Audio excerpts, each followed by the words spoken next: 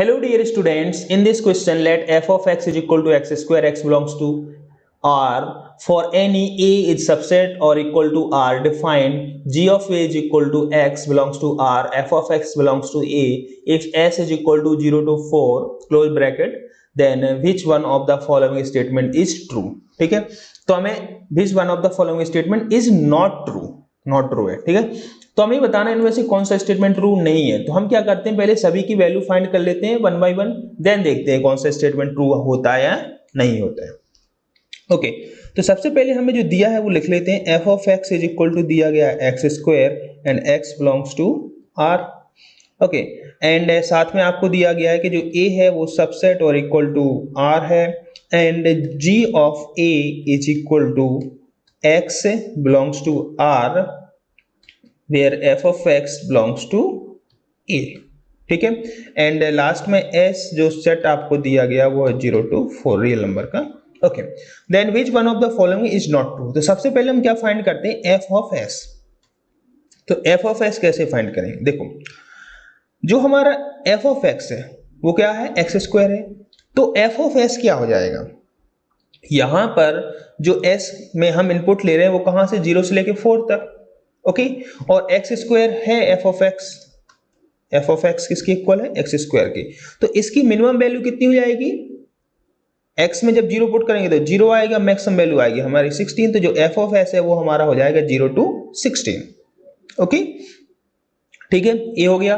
अब हम क्या फाइंड करेंगे, अब हम फाइंड करेंगे जी ऑफ एस. तो जी ऑफ एस कैसे आएगा, तो G of S is equal to हो जाएगा X belongs to R, f of x belongs to s, यही होगा. ठीक है, तो यहां पर देखो g of a दिया गया है तो यहां पर a आ रहा है, तो यहां पर s है तो यहां पर भी s हो जाएगा. तो f of x से हमारा x स्क्वायर बिलोंग्स करना चाहिए s मींस 0 to 4. तो जो x आएगा वही हमारा क्या हो जाएगा, g of s. तो x क्या आएगा, यदि x स्क्वायर 0 से 4 तक लाई कर रहा है तो x हो जाएगा हमारा -2 से लेके 2 तक. ठीक है, इसको हम जैसे लिखना चाहें तो इसको हम ऐसे लिख सकते हैं, एक्स स्क्वायर ग्रेटर और equal to 0 and lesser equal to 4. ये तो हमेशा ट्रू होगा, बस इसको सॉल्व कर लो. इसको हम कैसे सॉल्व करेंगे, X square -4 lesser equal to 0 हो जाएगा, यहां से x + 2 and x -2 lesser equal to 0, और ये हो गया हमारा -2 + 2 +- हमें चाहिए लेस देन और इक्वल टू 0. तो इंटरवल आ जाएगा. तो यहाँ पर जो x है वो कहां से कहां तक लाई करेगा, -2 से लेकर 2 तक, और यही हमारा क्या बन जाएगा, g of s. तो g of s जो हो गया हमारा -2 से लेके 2 तक हो गया. ओके, ये आ गया. अब क्या करेंगे हम, अब हमें फाइंड करना f of g of s. ठीक है, तो f of g of x, f of g of s ये क्या होगा, तो f of x था हमारा x स्क्वायर, तो f of g of s हो जाएगा g of s का होल स्क्वायर. ठीक है, ओके. अब यहां पर g of s क्या है, ये आया हमारा -2 to 2. अब इसका जब स्क्वायर करेंगे तो क्या आ जाएगा, इसका रेंज कहां से कहां तक आ जाएगा, इसका स्क्वायर करेंगे तो मिनिमम वैल्यू हमारी 0 आ जाएगी एंड मैक्सिमम 4 आ जाएगी. ठीक है, -2 का स्क्वायर करो या फिर +2 का स्क्वायर करो, तो ये आ गया हमारा f of g of s. And last में हम फाइंड करेंगे g of f of s. तो g of f of s a किसके इक्वल हो जाएगा, ये देखो ये यहां पर g of a हमें दिया गया, इसी टाइप से हम फाइंड करेंगे तो हो जाएगा x belongs to r and f of x है वो बिलोंग्स करेगा f of s से. तो x belongs to r and f of x belongs to f of s. और f of s क्या आया था हमारा, f of x तो है X square belongs to f of s आया था 0 to 16. तो यहां से x कहां से कहां तक लाई करेगा, इसका मतलब ये है कि एक्स स्क्वायर ग्रेटर और इक्वल टू 0 बट लेस और इक्वल टू 16. तो यहां से तो हमेशा ट्रू होगी, और ये इनइक्वालिटी कब ट्रू होगी, जब हमारा x बिलोंग करेगा -4 से लेके +4 तक.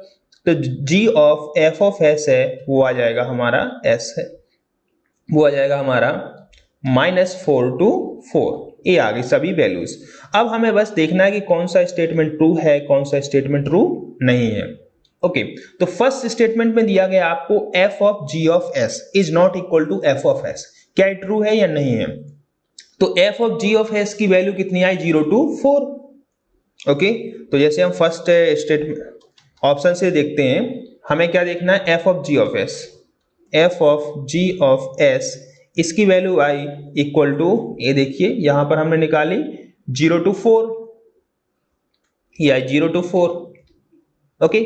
एंड एक इसकी नॉट इक्वल दिया गया एफ ऑफ एस के, और एफ ऑफ एस हमारा कितना है 0 to 16, तो एफ ऑफ एस है हमारा 0 to 16, तो आप यहां पर क्लियरली देख सकते हैं कि इक्वल नहीं होगी, तो आप बोल सकते हैं so F of G of S is not equal to F of S, F of S, ठीक है, ओके। तो आप बोल सकते हैं हेंस स्टेटमेंट 1 या फिर ऑप्शन 1 इज ट्रू।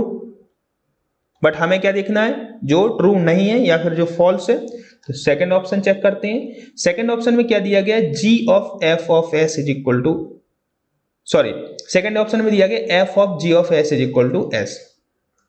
तो F of G of S अभी हमने देखा ए 0 to 4 आया, और एस भी हमारा क्या दिया गया था 0 to 4, ये दोनों इक्वल हैं, तो ये स्टेटमेंट भी हमारा ट्रू हो जाएगा। तो यहां से F of G of S is equal to S, तो ये भी हमारा ट्रू हो गया, ओके। हमें देखना है not true, false statement. Third option check करते हैं। थर्ड ऑप्शन में क्या है, G of F of S, तो G of F of S is equal to G of S कहा गया है। तो सबसे पहले G of F of S, इसकी वैल्यू हमारी आई है -4 to 4, एंड एक इसके इक्वल कहा गया है, ये कहा गया हमें जी ऑफ एस के, और जी ऑफ एस हमारा कितना आया है, ये देखिए जी ऑफ एस आया -2 to 2, तो जी ऑफ एस जो आया है वो है -2 to 2। तो क्या इक्वल है, ये इक्वल नहीं है, तो यहां से G of F of S is not equal to G of S, और इसमें क्या दिया गया है, इसमें ये दिया गया है कि इक्वल है, तो इसलिए हमारा ए वाला जो ऑप्शन है, मतलब जो स्टेटमेंट ये दिया गया वो नॉट ट्रू है। और हमें क्या देखना था, यही तो चेक करना था कि कौन सा जो ऑप्शन है वो ट्रू नहीं है, इसलिए हमारा कौन सा ऑप्शन करेक्ट हो जाएगा, थर्ड ऑप्शन करेक्ट हो जाएगा, ओके। यदि फोर्थ ऑप्शन चेक करना है तो वो भी हम चेक कर सकते हैं। फोर्थ ऑप्शन में क्या है, G of F of S is not equal to S, ये कहा गया है। फोर्थ ऑप्शन में क्या कहा गया है, G of F of S, जिसकी वैल्यू आई हमारी -4 to 4, एंड जो एस है वो है हमारा 0 to 4, क्या इक्वल है, नहीं है इक्वल, तो G of F of S is not equal to S, ये भी हमारा ट्रू है, ओके। तो हमें देखना था नॉट ट्रू, इसीलिए हमारा थर्ड ऑप्शन करेक्ट हो जाएगा, okay. Thank you so much.